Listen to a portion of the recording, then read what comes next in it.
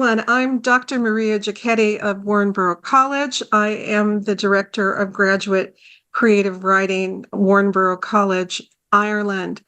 And I'm very pleased today to have Dr. Maria Plahusky with me, and we'll do introductions after I just basically tell you everyone who's here on this program. We have Claire Solly, who's in the MA program, moving toward the PhD. Tamsin McKay, and she is in the PhD program, and Paula Santoncito, Santonosito, right? I always forget that Correct. O in there. Yes. Santonosito. That's nice Italian for little saint, I believe. Is that it? Yes, it is Little Saint. Very good. Thank you. That's a lovely name to have, by the way. Thank And you. Paula is also in the PhD program. We're here today to talk about AI and how it influences us as writers. I think this is going to be a wonderful conversation. Tamsin is looking at this for her PhD project, but I'd like first of all I'll go to Dr. Plahusky, Maria, and we can all call each other by our first names, right? We're not going to be stuffy or anything like that. Maria, would you introduce yourself to the group, please? Yeah, so hello everyone. Now you can see me, which may not be an improvement, but there it is.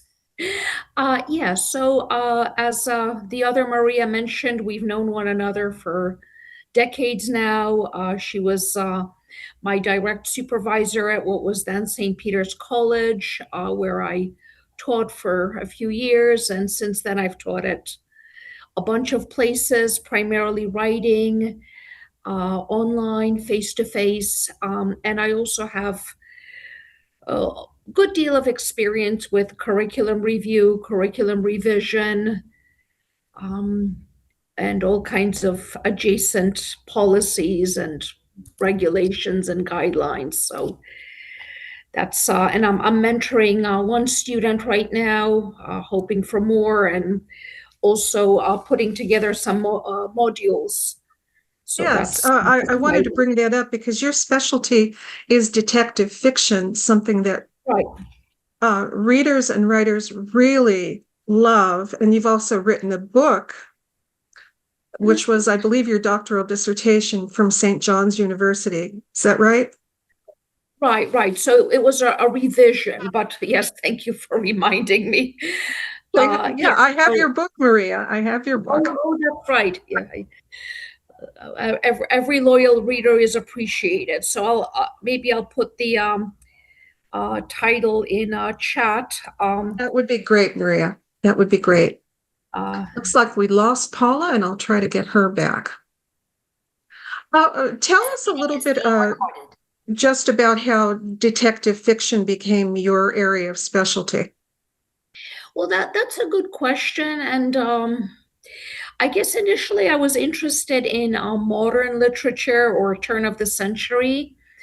And gradually I became more interested in epistemology, specifically how knowledge is constructed in literature and through narrative.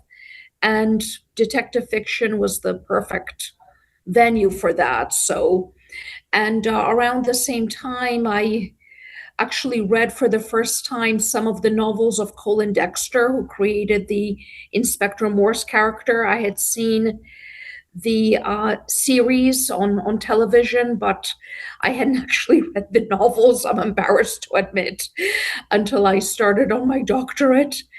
And I was hooked, and I said, well, this is perfect. And fortunately, I had enough support to really explore that and build also a theoretical foundation for my inquiries. So that's yeah. Great. And I very much look forward to maybe within the next year seeing MA modules in detective fiction, and a PhD in detective fiction would be fantastic. This is a rare, we're very blessed to have you on board because there are not that many experts in that genre out there.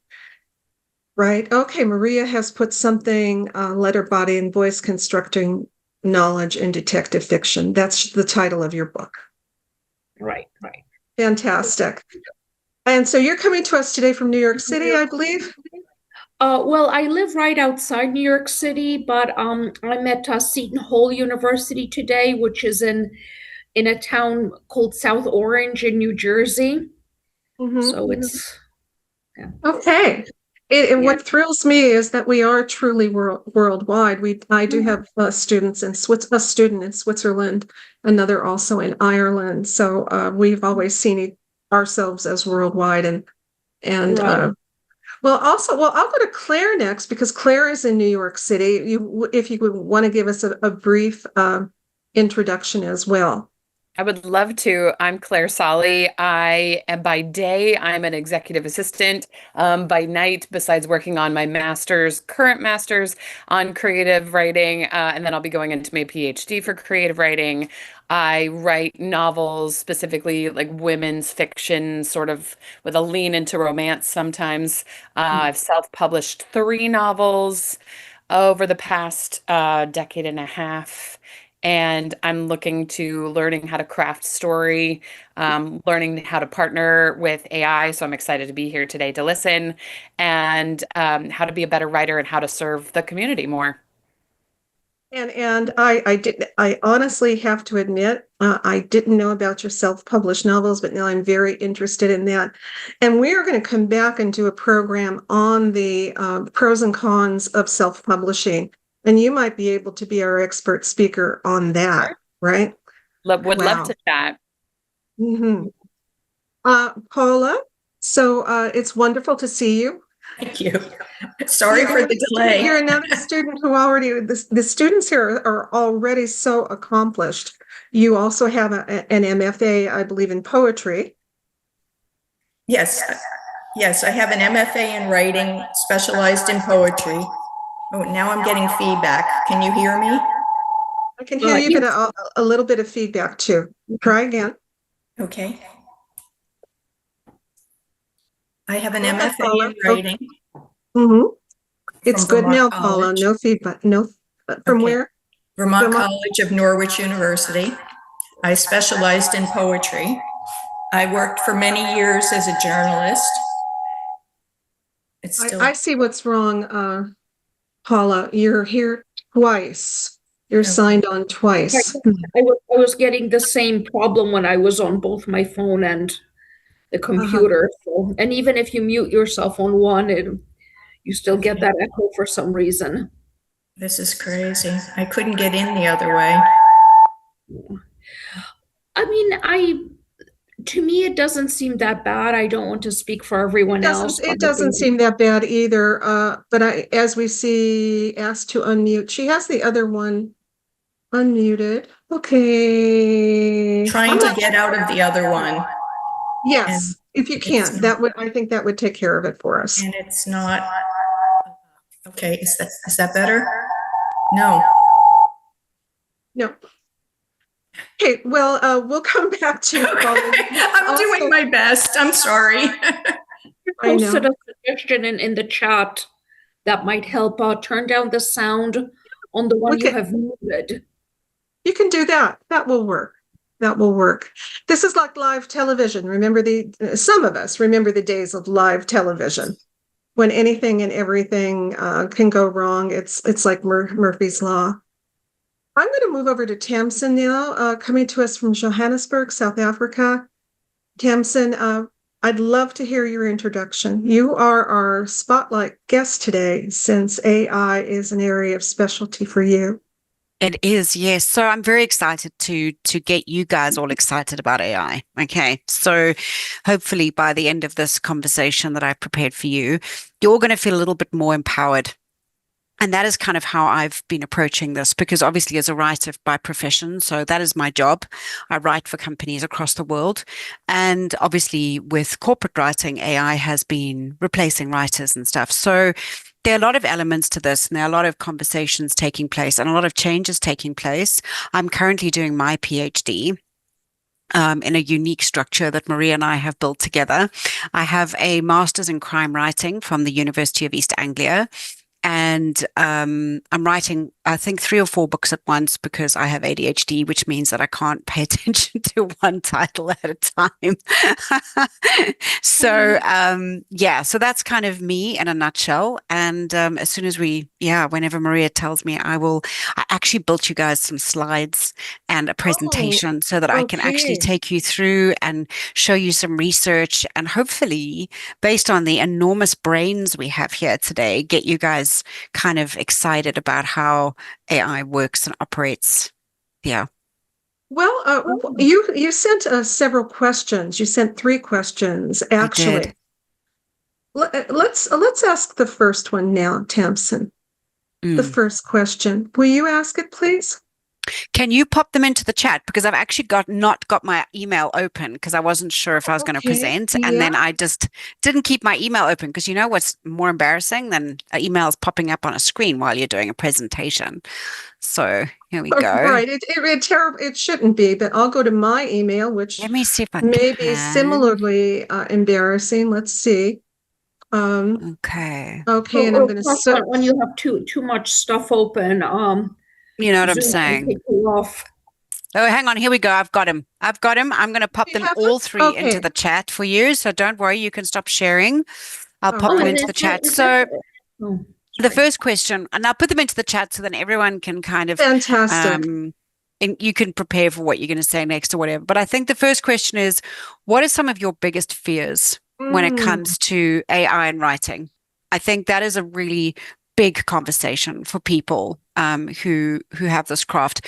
And I'll tell you, it's a big question because tech bros and the men who are busy building these systems have very little respect for creativity. They don't understand its value because they don't have it. And it's a very interesting kind of intersection that is being built here. So I think, yes, what do you guys believe are your biggest fears when it comes to AI and writing? Okay, let's hear from you. I certainly have a lot to say about that, but I'd like to chime in last. I think Claire, do you have fears about this? You and I have had lots of conversations. Well, I've had them with all the students, basically. Yes. So I mean, I use AI a little bit in my day-to-day to craft emails and things like that. And the way that it is, like, you know, if you build a good GPT within your own voice or within the voice of whoever you want to write as, it can develop an entire creative system or creative system within your voice or whoever's voice. So taking the creativity away, I think, is probably one of the bigger fears that I have. And like then it, you know, goes back to my ego. Like, am I still valid? Am I still contributing? Is what I have to say unique, or is it just within a bot somewhere in the ether? Oh, wow. Yeah, those are excellent fears. If fears are excellent, those are excellent fears. Paula, can we try and see, maybe if you turn the volume down at your end, we won't get the feedback, but I'm very interested in hearing what you have to say, Paula. Yeah, I got rid of the other one. No, it's still not. It still hates you for some reason. For some reason, I don't know why. I got rid of the other one and Yeah, it's still showing up at my end. However, it's showing with no mic and no no. We're gonna have like a kind of sci-fi background for you. Maybe if you want to, maybe for Paula, if you want to write into the chat what your fears are, because then you don't feel pressured with the feedback. Maybe I could sign off and try to come back on. That would work. That could work. Let's try that. Sign off from both, please, though. I think you're going to have I to only sign. see the one. Interesting. I see one here. Maria, you could move the one that she's got muted and video off. You could move that one back into the waiting room and see if that helps the situation. I've never done that before. I'm not sure I know how to do that. Click on the 3 dots by her name and then, or hover over her name and then 3 dots will pop up. Wow. Click on the 3 dots, it should be able to move her back. I'm putting you in the waiting room there. Okay, so try now. Okay, can you hear me? This will be very enjoyable for people who watch this, and they'll see how we learn together. We learn together. Go ahead, Paula. Okay, can you hear me now?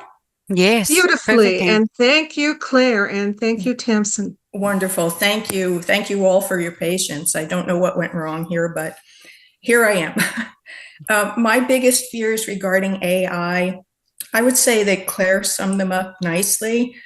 In addition, probably inaccuracy with AI. I've found quite a few when I've used it as a research tool or just for general information, just playing around with it. I find a lot of things are inaccurate. They'll direct you to a website that is not the correct website, statistics that are incorrect. And I think if people start using that information, we could have a lot of writing out there that is not only written by machines and lacking creativity, but that is inaccurate. That's Yeah. I think that Very could be true. catastrophic depending on what we're dealing with. Using AI, it could be catastrophic to take this information and believe it's true and it actually isn't. Maria, how about you? You have fears? Oh, definitely. So, pretty much what Claire and Paula already articulated, but more basically, even first of all, the displacement of human writers and human writing. I primarily teach undergraduate students, and some of them, or maybe even more than some, will use Gen AI for all kinds of tasks. Simply because they kind of don't see the point of doing their own writing, why bother? And the other side of that coin is that AI generated writing can now pass the Turing test, which probably everybody knows. Everybody knows what I mean, or what that means. It's not a term that I coined. So it really is terrifying, and beyond writing of the sort we're talking about, there are now therapy bots, there are friend bots that have enticed people to do horrific things like committing suicide, committing crimes. Wow. Yeah. So, I think it was Claire who mentioned the lack of respect for creativity. But, to invent this sort of thing takes creativity, actually, just a very deadly kind. Yeah, so that's just and that goes a little bit to the third question. What angers me, just the lack of any kind of guardrails, and how I don't want to say the word that I'm thinking, but I'm sure everybody knows what it is, right? That we're not in a good situation because this is hurtling forward, and it's threatening all kinds of jobs and professions and institutions, and Right. Well, I'm right on board with you now. I'm not that familiar with the bots being friends, or I'm trying to imagine. I don't know a lot, if anything, about those other areas that you've mentioned. But let me ask you this, Maria. You teach a lot of writing courses, and this is our new normal for about 2 years. How do you deal with that in your classes? How do you deal with your students doing their own work? Well, in a couple of ways, and I, as with other forms of academic dishonesty, I kind of recognize that there's only so much I can do, and if they're going to cheat, they're going to cheat. And but anyway, so for example, I usually start the course with an in-class writing sample. That this is for face-to-face classes, obviously. That I require to be completed by hand, except for students who have accommodations that entitle them to word process all their work. And that's a way of just ensuring that I'm actually getting their writing as opposed to something that they can pull out of some website or whatever. And I've also done an activity a couple of times. This would be like a week or two into the term, in which I actually feed the prompt that I give them for the writing sample into something like ChatGPT, and it spits out something, and then we discuss it. What's good about it? Oh, What's bad about oh, it?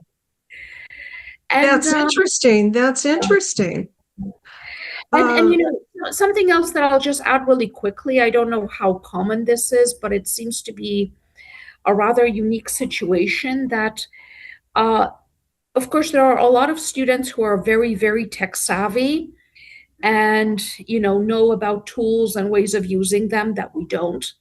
But I've also had students tell me, and young students, that they've never even heard of some of these tools. What is it? And then Oh, wow. they hear about it and they're like, okay, not interested. So anyway. I didn't expect that. I didn't expect that, but I suppose with the lack of cultural literacy that we face, at least in the United States, I don't know about other places, but just such brazen lack of cultural literacy that is possible. As for me, I don't want to be replaced. I've had a few jobs that I didn't.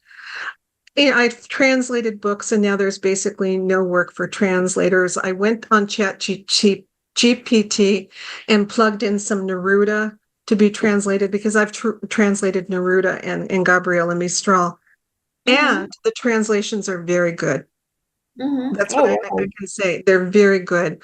I used to grade papers for ETS, Educational Testing Service. Right. And they had something that you did that too. They had something called Robo Reader or Easy Reader or something. The Accuplacer, which actually I think some schools still use. Was it Accuplacer? Okay, but whatever it was a software that would be our partner. When I first started working there, they didn't. I had a human partner, but then the software partner that could read 8 hours worth of essays on the same topic in like a second or two.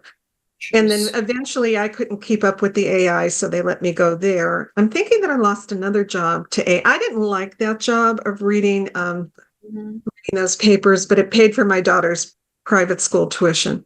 So I was motivated to do it. I wonder if there's any human scoring of these big tests anymore. Well, I don't know.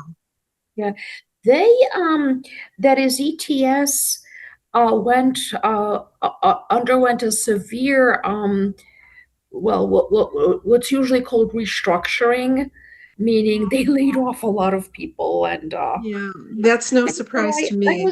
I actually did a little victory dance because I was treated so badly over there. I lost some jobs, but I got moved to other ones. But the ones that I got moved to, same here, yeah, they just paid less. It just got worse and worse. And I think it was in 2016. I just got so fed up with just the rudeness, just people the problem with scoring with machines, Maria. The problem with scoring with machines is that the people overseeing you will want you to score like a machine, but you're a human being. Yeah, that's the problem. So I'm going to move over to Tamsin now, and maybe you'd like to address some of our fears. What do you think?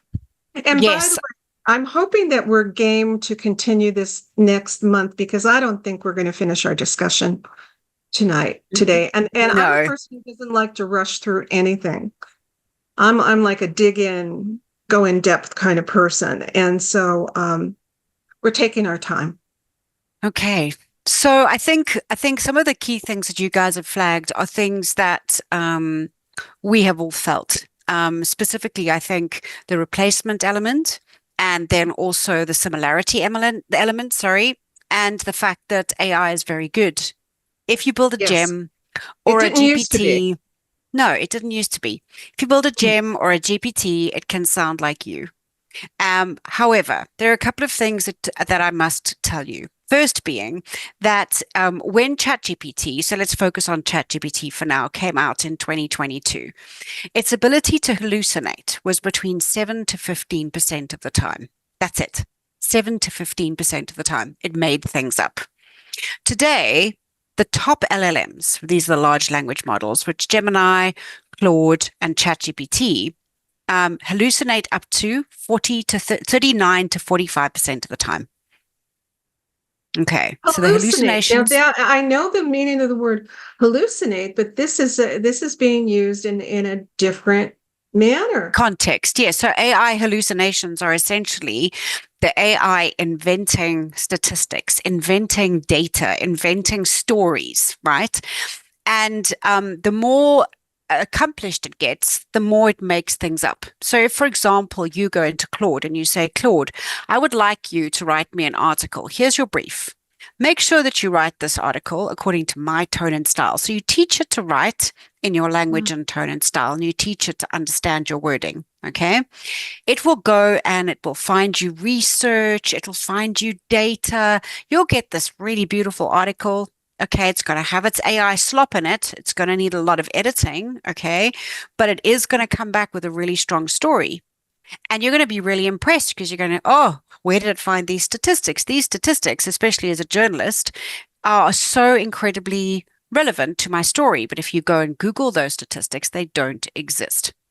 And that is because the AI has invented them because it wants to make you happy. It's like a Labrador, basically. Oh boy, this is extremely dangerous. It is extremely dangerous and people don't understand. So like when I teach my students and I go, okay, this piece of writing on LinkedIn. So somebody used a piece of writing on LinkedIn and they basically had all these statistics. And I sent my students and I said, go and verify those statistics. Go and find the original source.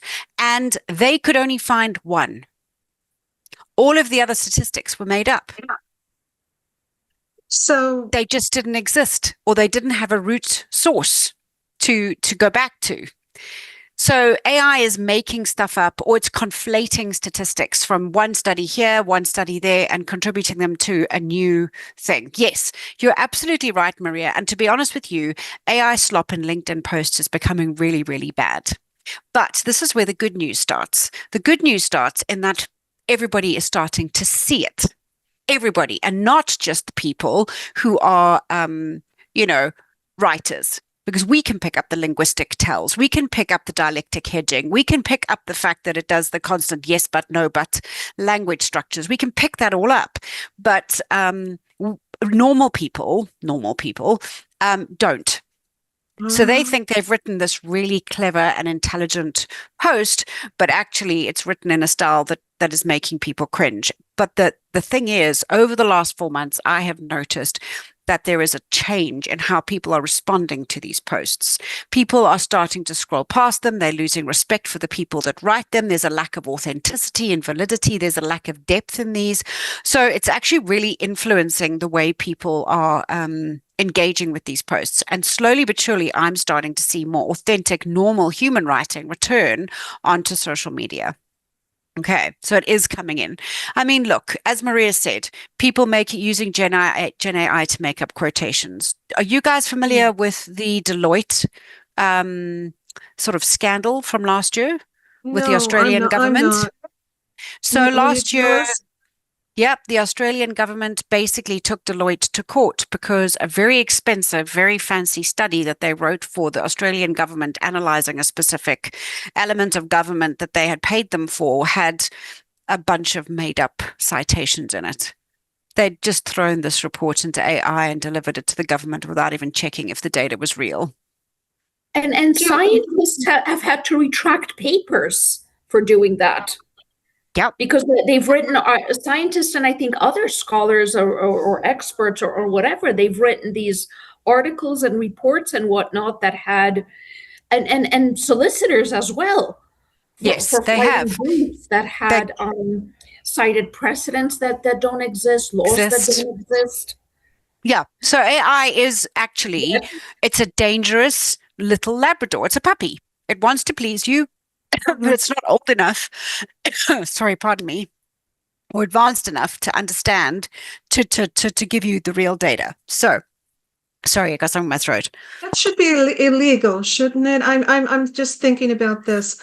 The word Maria used earlier was guardrails. I tend to, before I start anything on chat, which is the only one I've used because I'm too overwhelmed with anything else, and I want to know my destructor, if it is that. But I say to it almost every time I use it, you will not write for me. You will not write for me. Great for research, and I'm always been a nerd loving research, and I'm having a field day with the research. But you're absolutely right. We need to know that that research is correct, and I'm going to be see the stuff that I talk to it about is more about creativity and writing, actually, because that's what I'm interested in, and literature. Isn't it hard to lie about those things? And I'm only talking about research mode. I'm only because I tell it, you will not write for me. And sometimes with poems, for example, because I'm first a poet, is I'll say, well, I would like you to look at my punctuation if it makes sense. I would like you to make sure I don't want to capitalize every line. So a spelling and grammar check plus why you've made the changes, so it becomes a tutorial. That's good. What I find is it will start writing its own poem. And then I'll say to it, oh, you want to write a poem? Well, you write yours, I'll write mine. And then we can compare.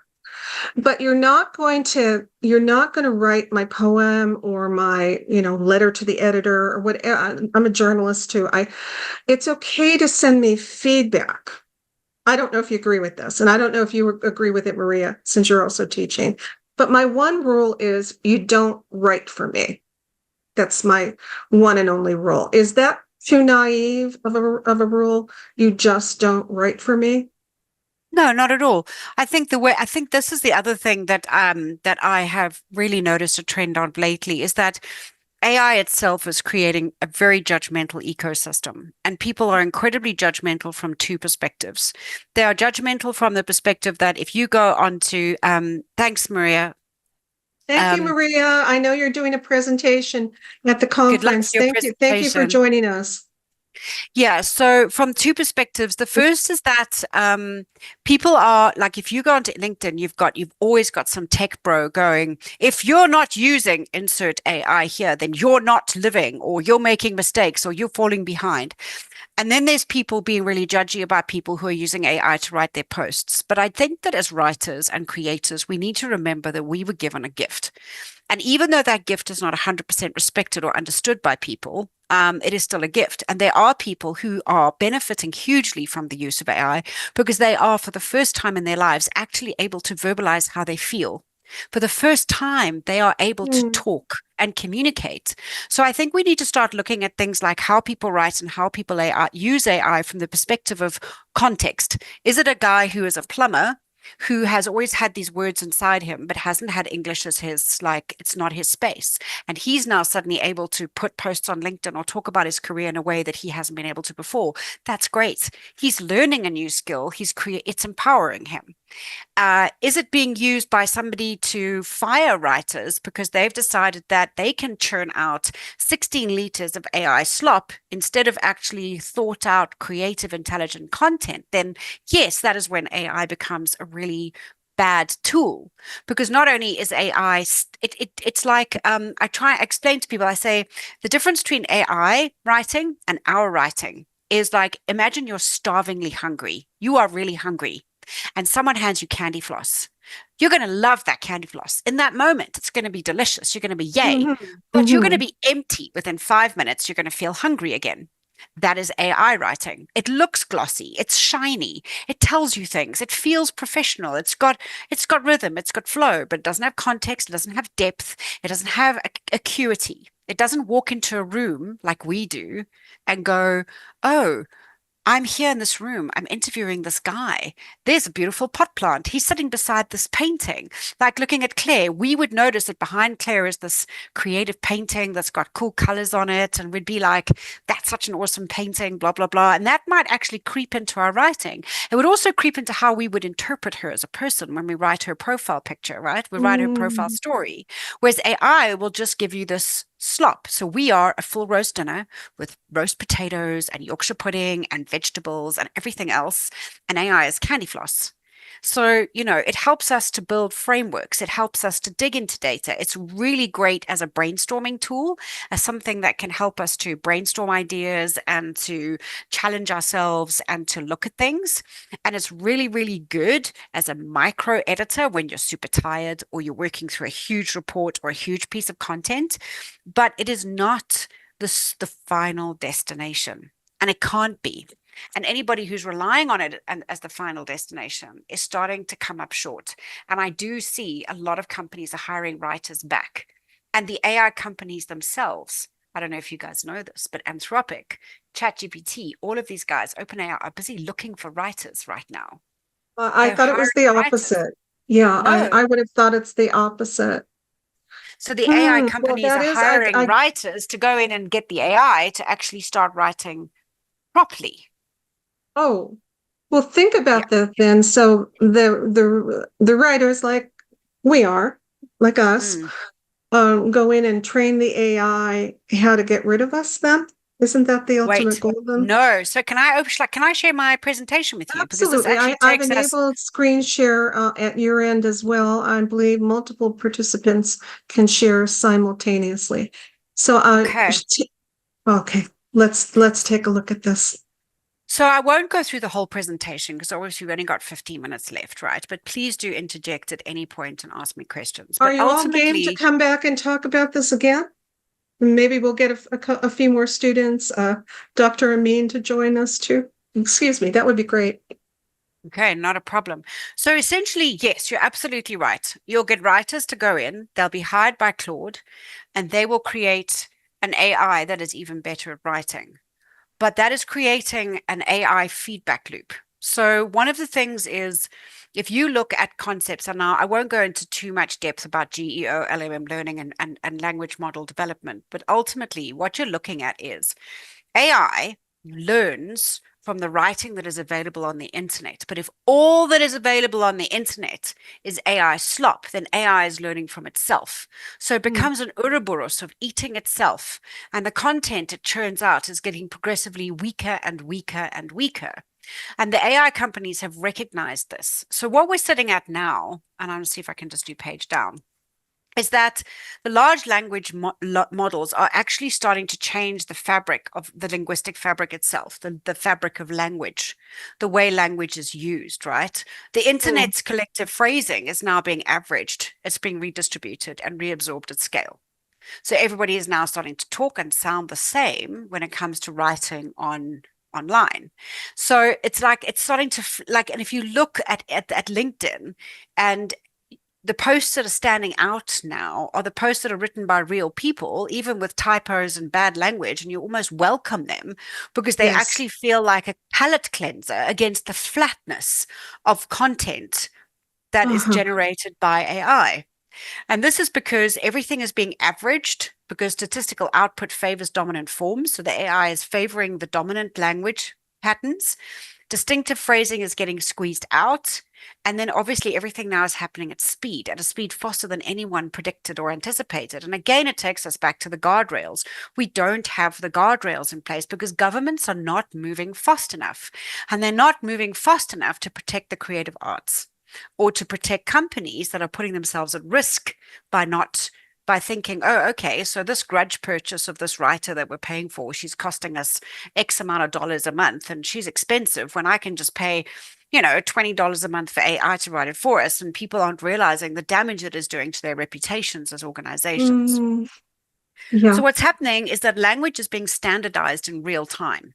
So the LLMs are being trained on dominant phrasing. So where the language is now with AI, right this minute, is where it was brought to from stealing, literally, the writing from writers, published writers, authors, journalists across the internet. That's what took it to 2022.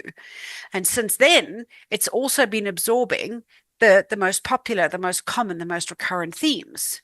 And it's been basically pushing out a statistical average of how we write, which is why AI writing for corporate is so similar to actual corporate writing, because all corporates write the same, right? To a certain extent. Yeah, beige and gray.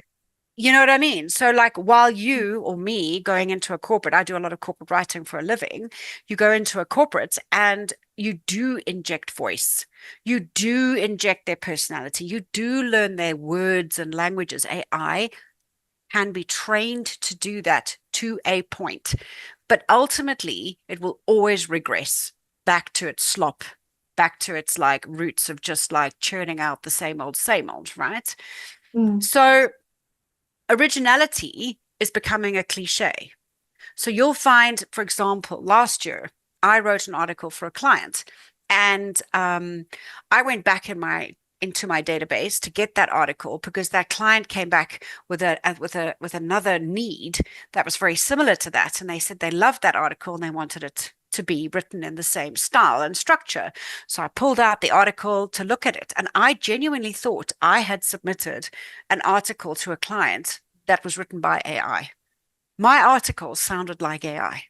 It had a short first opening sentence. It had a one-line sentence after two longer paragraphs.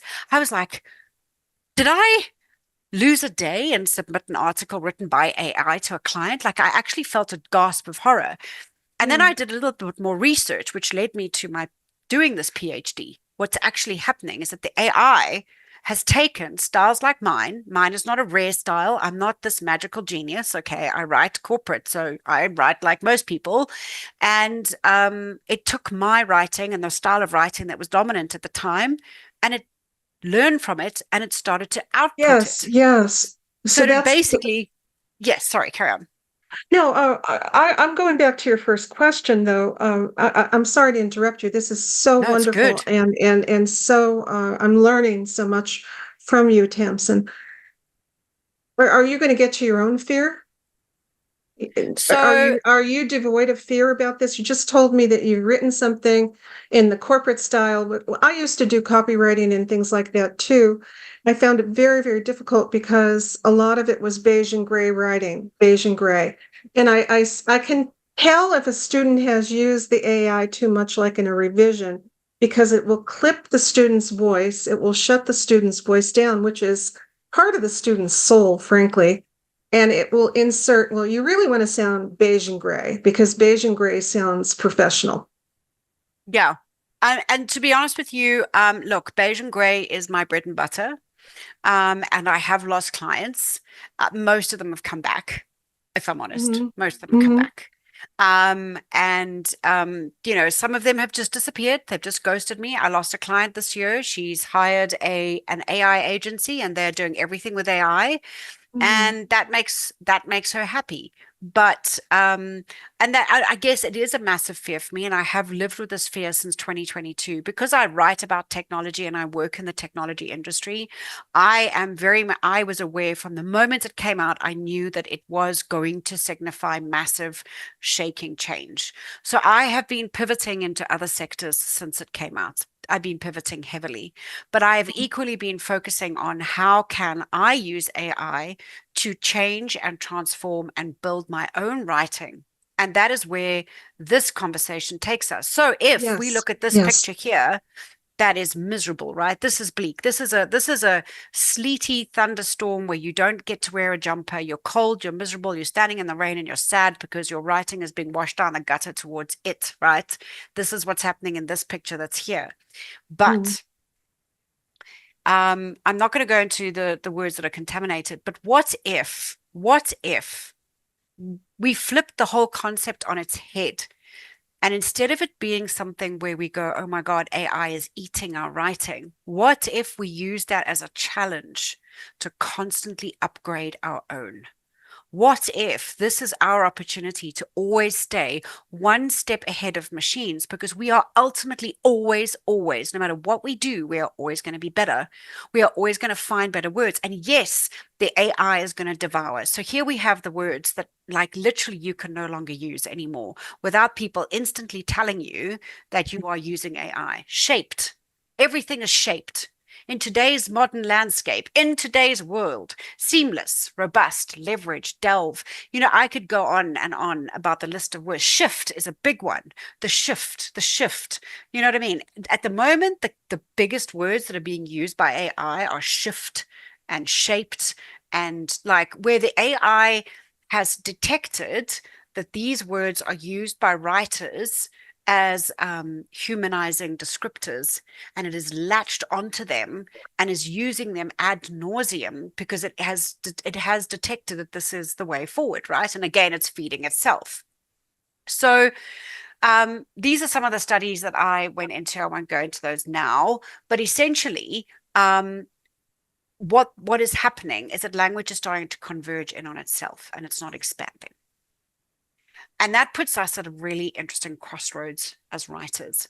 We are now in a position where we can take the writing that we know and the language that we know, and we can move it forward in ways that challenge AI and that challenge norms. I love it. So for example, one of the most bog standard things you will ever do in corporate writing is a press release, right? You'll just write a press release. And the press release has got your heading, you've got your strap line, you've got your date, you've got your location, and then you've got blah, blah, corporate, blah, blah, quote from person who wants to be very important, blah, blah, ending, right? That's your whole story in a press release. So last week, what I did was I thought, has anyone challenged the concept of how a press release is laid out at all lately? You know what I mean? They're all the same. People change them a little bit here, they change them a little bit there. So I completely redesigned the press release.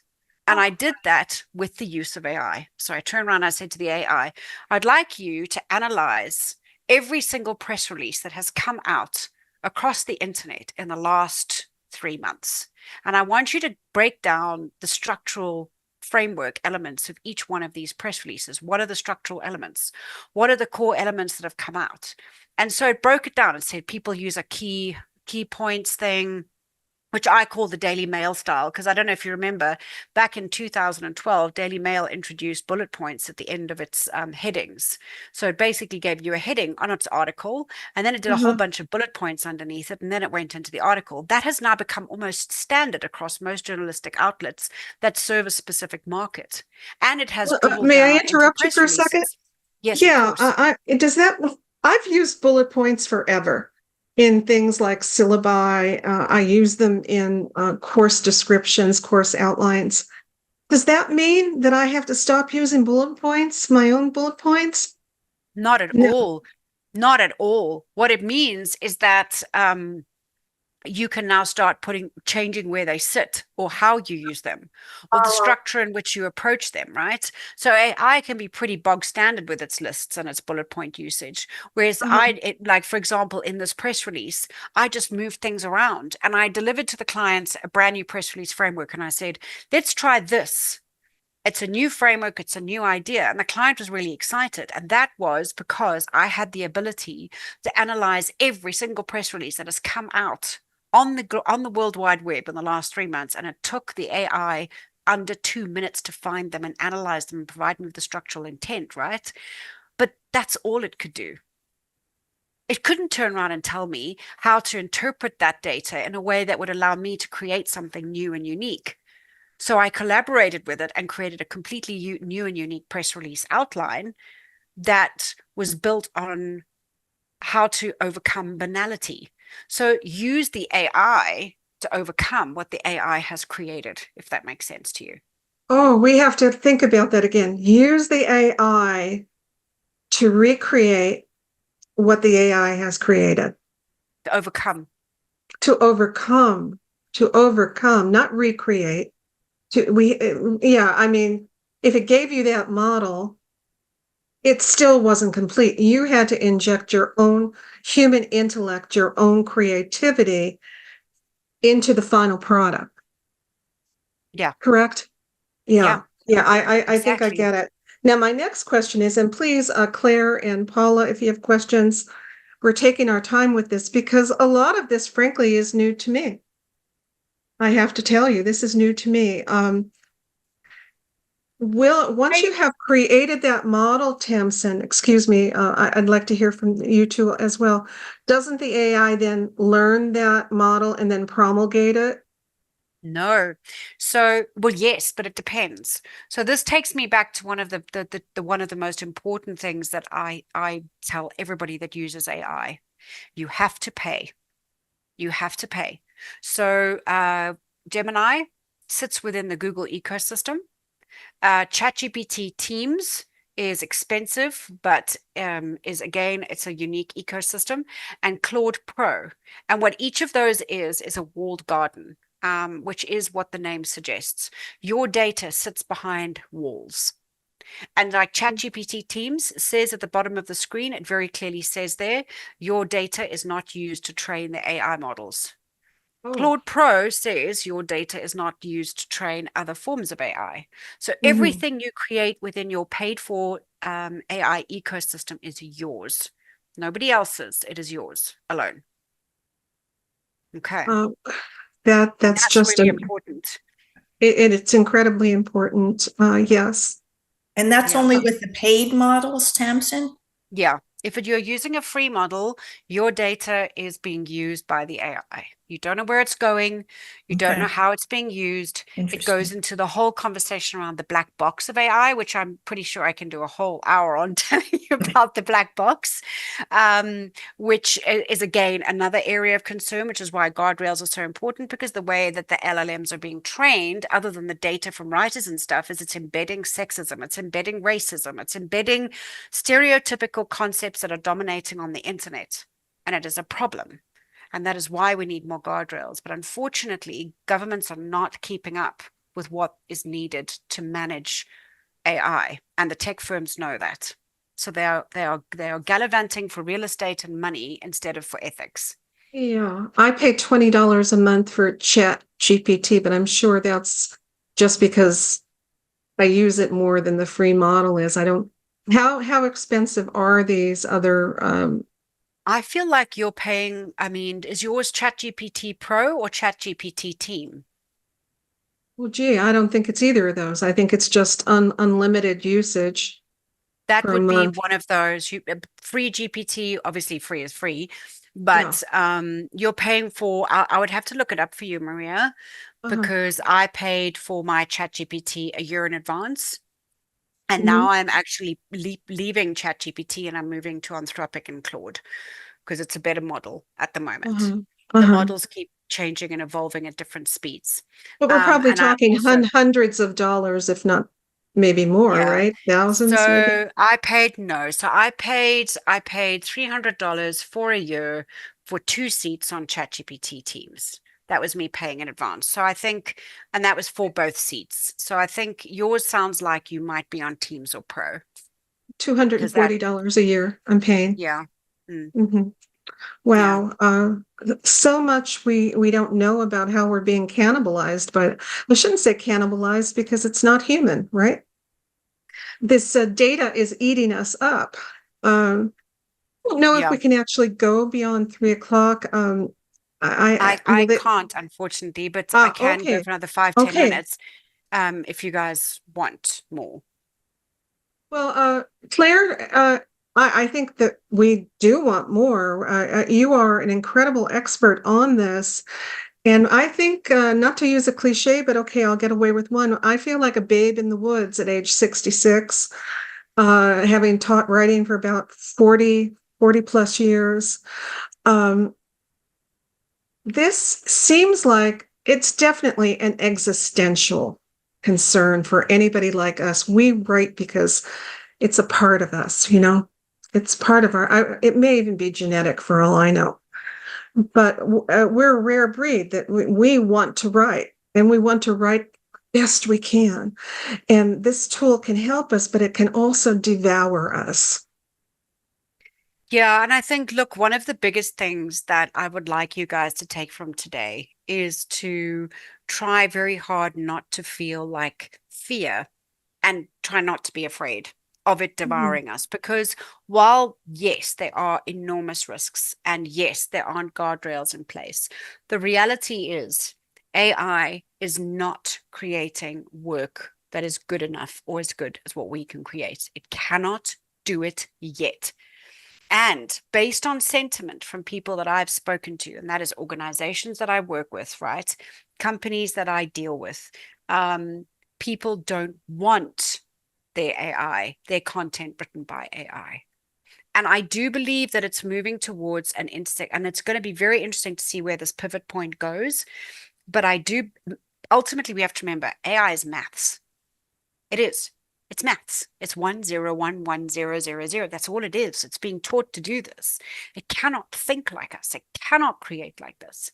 It cannot do it. So our differentiation, I believe, down the line will be that there will be companies like small businesses and some corporates who are going to exclusively and only use AI, but having a writer is going to become like a luxury, like an elite thing, like something that is, Yes.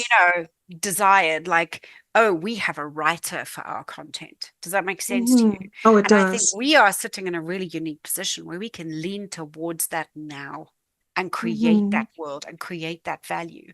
So the value I bring to companies is not just that I can write, I bring in strategy. I bring in my intellect. I bring in the work that I have done with other clients. I bring in my ability to provide both writing and therapy.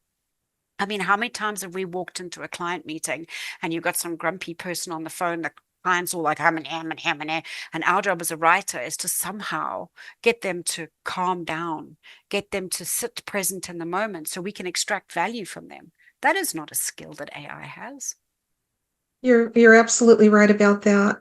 The operative word, I think there, or the word that stands out to me is the word yet, Y-E-T, yet. So we are going to have to keep on being watchdogs, watching everything. I imagine that we will have many conversations on this subject, really. Well, and Maria, to sort of to that point, and to what Tamsin's been talking about too, like I think having conversations both with writers and non-writers about how people are using AI, because I think one of the biggest fears is what does AI do and what is it capable of, and also how are you using it that works effectively for you. And again, and if we're training the models, why not, as humans, ask GPT the right questions so we can help? I mean, we're not going to train it as big as these big tech companies are, but in our little corners of the world, we can kind of help guardrail that, both in the non-tech conversations we're having and through the conversations that we're having with the GPTs. So Yeah. I think that I know you have to leave, Tamsin. I may be able to get a minute or two more in with Paula and Claire, but I want to thank you for your contributions today. I thank Maria, who's no longer here. I'm sure she'll be back with us. She's quite the literary scholar. And there's no way that you can write for a living or write creatively that we aren't impacted by this. Every sentence we write probably is, but we're going to keep it human. Thanks so much, Tamsin. And It was I an know absolute pleasure. Thank you. the Do you pleasure's guys been have any ours. questions before I run? Because like Yeah, I've got a few more absolutely. minutes. Like, and I would love to answer any questions you have. So I feel like I've added some value and not left you crying and rocking back and forth in sadness. Uh, Paula, do you have any questions? I'd just like to say I like your positive outlook. We tend to kind of go, oh no, this is going to happen, and this could happen, and I loved your whole take on what we bring as writers, and I think I that's agree. wonderful and so important to remember that. Yeah. We I have value. for absolutely that. agree about that. It can't be all dark clouds and storm. Because the AI doesn't have what it has now without us. It learned from us. It learned from writers. And if it keeps eating its own tail, all people are it's going to just get progressively worse and worse and worse because it does not have the ability to evolve and think beyond what it is trained to evolve and think from. And that is, that is its limitation. Yeah, you yeah. Well, I want to ask you sometime in the future about how quantum computing may change that. But we'll leave Okay. that for another conversation. I know that for everyone here today, we're not giving up. No. And sorry, Claire, you had a question. Oh, I was just going to say if you had some quick best practices on creating a GPT or, I mean, other than, paying for, other than paying for it, like what are your best practices, 2 or 3 high level things that you would suggest us to do in these New times. In these new times. So you need to use at least 2 different AIs, one for research Oh. and one for writing, one for like research data double checking and one for working with you to collaborate. So a Claude or a Gemini or a ChatGPT is a really good tool for helping you to brainstorm ideas or dig through data or analyze data. But a Perplexity or a notebook. A notebook comes within the Google ecosystem. So if you're not in that, then Perplexity is a good tool, is a really good tool for providing you with the ability to hunt down and verify the data that the AI gives you. So for example, if you are working with your AI, even if it analyzes your own data, it can come up with mistakes. It can invent stuff. So you can take chunks of that, especially if you're working with public data, and put it into Perplexity and go verify. And it'll come back to you with links that you can then go and double check your data, which halves your research time, which is great. So those are really good ways of doing it, like balance the two, you know? Wow. Perplexity makes stuff up too, so you have to double check. Well, I was wondering because you're having an AI check an AI. Yes. Well, Oh, you're getting boy. an AI to check the AI, and then it provides you with links to the original sources that you then go and check, which is your job. I'm feeling tired. I thought I had an assistant I could count on for research. And now it Nope. seems that they'll only give me a little wink here, and I have to go and do the slog work myself. Well, Yeah. yeah, whatever it takes, of course, whatever it takes. I don't feel like going extinct. You won't. And each of them has a different role. So personally, I wouldn't use ChatGPT for creativity at all. ChatGPT is very weak on that. And ChatGPT is good analyzing large quantities of data and chunks of information, but is very prone to hallucinations. I would go with Claude. Claude is literally the writer's equivalent of a beautiful brainstorming partner. You know, it still is very sloppy, but it does give you some really cool little turns of phrase and stuff. And every now and again, it does help me when I'm exhausted. I go, okay, you know, it does help. So if you're working, like I've been working 12 to 14-hour days for the last 3 weeks. So my writing has been suffering as a result because I'm tired. And Yeah. so sometimes Claude has helped me to freshen a sentence or a paragraph where my brain isn't quite getting there. Mhm. So that is a great tool for that. I do But you don't recommend. let it write for you, correct? No, Yeah, it cannot. I mean, if I had to write the 10 command, maybe we need to write the 10 commandments of AI. And thou shalt not allow AI to write for you, but it can. Then it can brainstorm. It can edit. It Yeah. can be a tutor. It It can can be be a a tutor. tutor. Yeah, I mean the presentation you guys are looking at now, the one I did, Claude did that in 10 minutes, Wow. including all the coloring and everything. I Oh gave my it the goodness. Oh my information. goodness. So Uh-huh. if I just share my screen with you again, just so that you can actually see. Okay, sorry. Oh, now I got my solitaire on the screen. So if you actually look at this, it's taken my information, my research, my information, and it has put it into a beautiful template. I didn't do this. And you know, with PowerPoints, that's the thing that I have the most problem with. I have notes on so many PowerPoints that I want to add to modules. And then when I pull up a PowerPoint, when it comes to making it basically look better and actually approach the student better, right? What you did was very friendly, very fresh.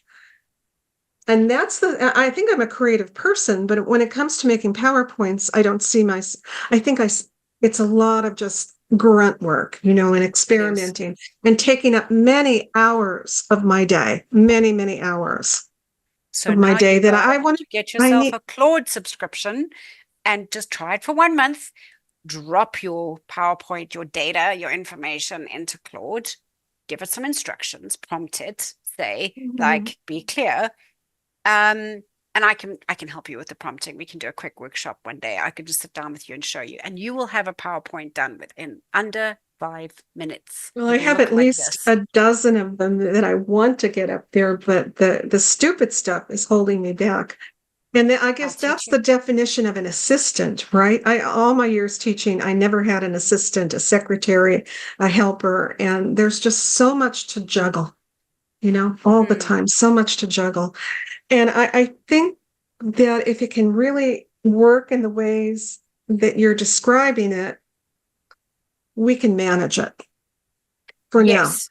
Yeah, now. you treat it like an intern. Treat it like an intern that is totally okay with you shouting at it because, it doesn't have It feelings. doesn't care if we shout at it or No. curse. Just like, that's not what I said, Claude. Do it again. And it's like, sorry. Damn it, Claude. It's like, Damn it. But yeah, so hopefully I've made you guys feel a little less overwhelmed, a little less stressed, a little less kind of filled with fear. Oh, and a little you were more just stellar. hopeful. You were yeah. absolutely wonderful beyond words here for me. I know I appreciate it. I'm sure we all do. Very But I'm much. here And we to want chat more. anytime. We want more. We want to do this every month, I think, and try to encourage a few more students to step in with us as well, because I don't want to miss this presentation. I know it's recorded and we'll have it up there for everybody, but this is priceless as far as I'm concerned.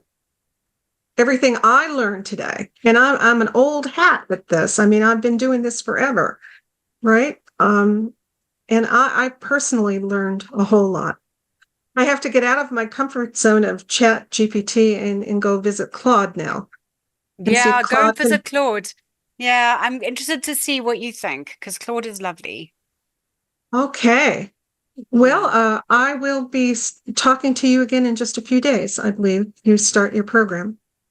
I do. So it's very exciting. But thank you guys all so much. I am going to run off now at 1:15. Sorry, I've got a hair. When you have a hair that gets stuck in your glasses and it's tickling your nose? Yes. And I'll be sitting here going like this, what is happening? And then my brain finally goes, you need to move the hair, Tam. You just need to move the hair. I need to get new hair or a wig, maybe.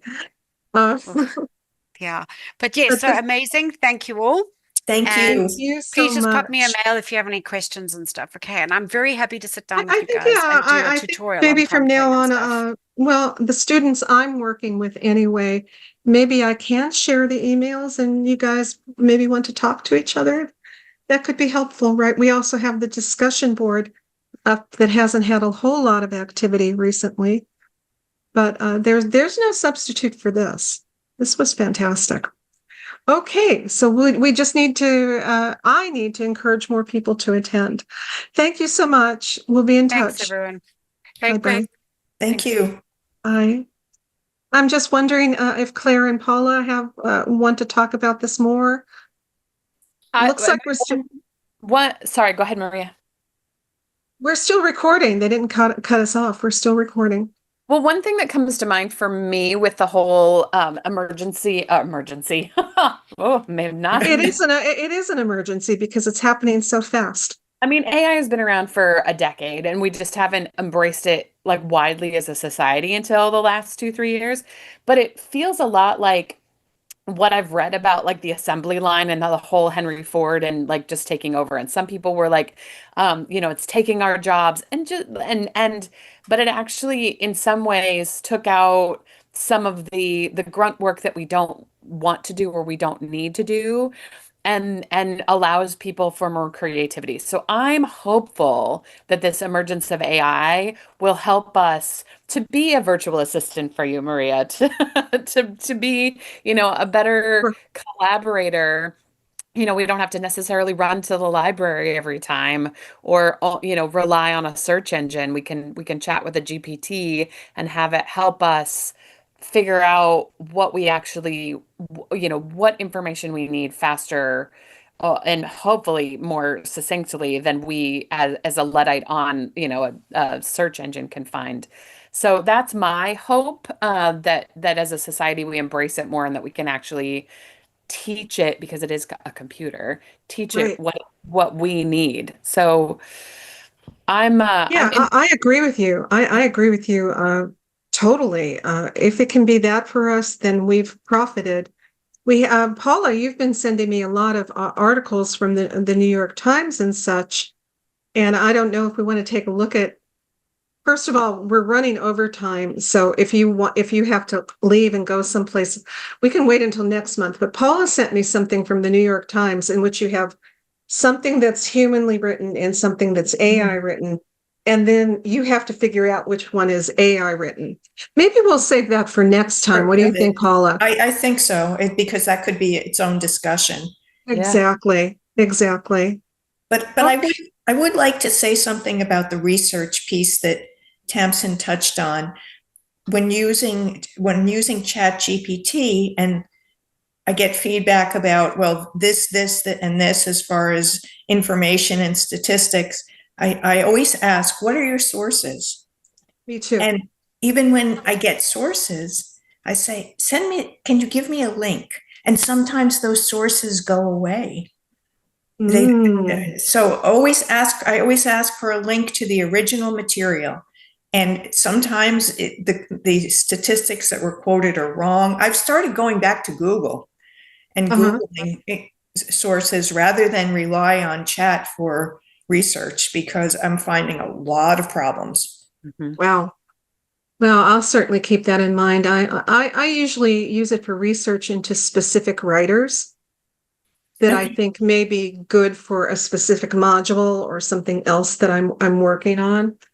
I can't say that it's delivered me false information yet, but who knows? Perhaps it has. I have to be more alert to that. We all have to be more alert to that. And also, one word that I learned from Tamsin today when she first used it was hallucinate. Yeah, I had never heard that either. Wow. Wow. So ChatGPT hallucinates. I guess they all hallucinate. Yeah.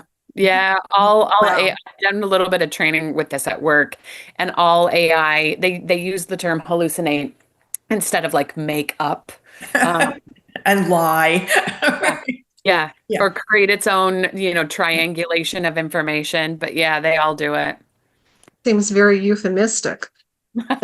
Because the word would be lie, right? Make it up, lie, fictionalize these statistics, will you? We would never give it that command. Wow. Okay, then. And also the other thing that really struck me about her presentation, and maybe we'll end with this, was now what was the word she used? Words we should not be using because they point to AI usage. I'll have to go back and watch this again. Contaminated words. Yeah. I'm thinking that, maybe there is a master list of contaminated words. And then if there probably is. I'll see if I can find that and I'll send it along. But if there is a list of contaminated words, that means we can't use them. Or if we do use them, that will red flag us as using AI to do our own original writing. That's kind of that worries me a little bit. It worries me. Yeah. Because I mean, who really knows about contaminated words? Tamsin obviously knows about it. And maybe that is the correct word for something you're writing about, and you should not use it because... Exactly. But is this a list of 20 words, 50 words? Is it a list of 1,000 words? I don't know the answer to that. I'd love to have her back because I don't think we've covered everything. I'm not even sure that she showed us all of the slides. Well, and AI is an iceberg that like we'll be talking about for decades, I think. So hopefully this will help us to be better and safer writers. Yeah. In this new world. Thinking about the ending of The Tempest, what does Miranda say? I can't get the Shakespeare exactly right, but about this being a brave new world. Mm-hmm. And I think that since 2020, I've thought about that quotation a lot. This is a different world, and it is moving at a speed that most of us can't comprehend completely. It's going very fast. Yeah. Yeah. Okay. Anything else? If not, we will call this a day. I think we've gone about almost an hour and a half. Wow. Cool. This is what we do at Warnborough College. Take care, everybody. I'll be reading your work. Thank you. Bye-bye. Bye.